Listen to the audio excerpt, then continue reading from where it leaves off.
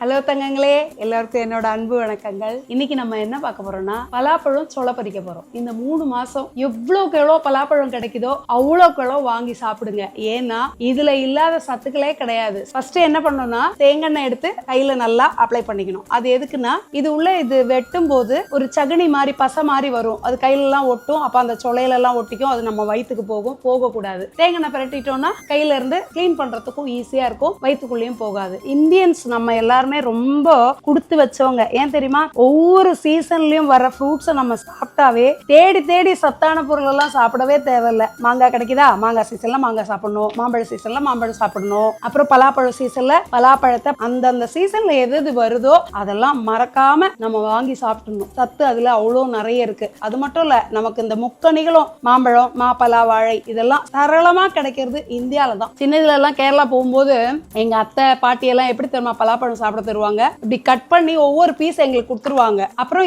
இதை மட்டும் வெட்டி கொடுத்துருவாங்க. நாங்களே தான் சொலைய பறிச்சு சாப்பிடணும். அது எதுக்கா? அவங்க ஆசை தீர பறிச்சு சாப்பிடும் போது சூப்பரா இருக்கும் அப்படின்ட்டு நாங்கெல்லாம் இஷ்டத்துக்கு சாப்பிடுவோம். அதாவது இந்த பலாப்பழத்துல நிறைய ஸ்வீட் பண்ணலாம். அதுல நான் உங்களுக்கு இதுல ஸ்வீட் பண்ணி காமிக்கவா, இல்ல காயில இதுலயே குட்டி சக்கையெல்லாம் இருக்கும். இடிச்சக்கை சொல்லுவாங்க, கடச்சக்கை சொல்லுவாங்க. அதுல நிறைய குழம்பு வகைகள் இருக்கு.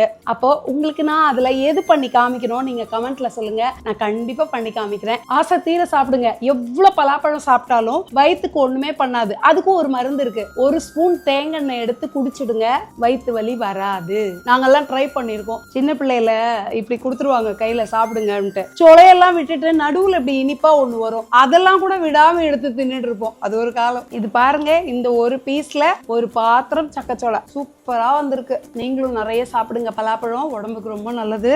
அப்புறம் இது வேஸ்ட் பண்ணாம மாடுக்கு போடுங்க. மாடுக்கு போடும்போது அப்படியே பீஸா போடாம கட் பண்ணி போடுங்க. அதுக்கு குத்தம் இல்ல, பாவம் குட்டி குட்டியா இருக்கும்போது நல்லா அது ஆசையா சாப்பிடும். அதுக்கு அவ்வளவு சந்தோஷமா இருக்கும் இதை பார்க்கும்போது. அப்ப 2 நாளா இங்க ஒரே சக்கை, இந்த பலாப்பழம் பிரிக்கிறது சாப்பிடுறது அப்படி இருந்ததா. அப்ப நான் தான் சொன்னேன் சுஜிக்கிட்ட, இந்த பலாப்பழம் பிரிக்கிறது ஒரு பீஸ் அப்படியே காமிக்கலாம் அப்படின்ட்டு. நீங்களும் நிறைய பார்த்திருப்பீங்க. இதெல்லாம் பிரிக்கிறதெல்லாம் இது ஒன்றும் புதுசு கிடையாது. பட் எனக்கு இது உங்களோட ஷேர் பண்ணிக்கணும்னு தோணுச்சு. இதை பிரிச்சு இப்படி சாப்பிடுறது. இதை பார்க்கும்போது சாப்பிடாதவங்க எல்லாம் போய் சீக்கிரமா வாங்கி சாப்பிடுங்க. அப்போ ஓகே, பை டாடா தங்கங்களே.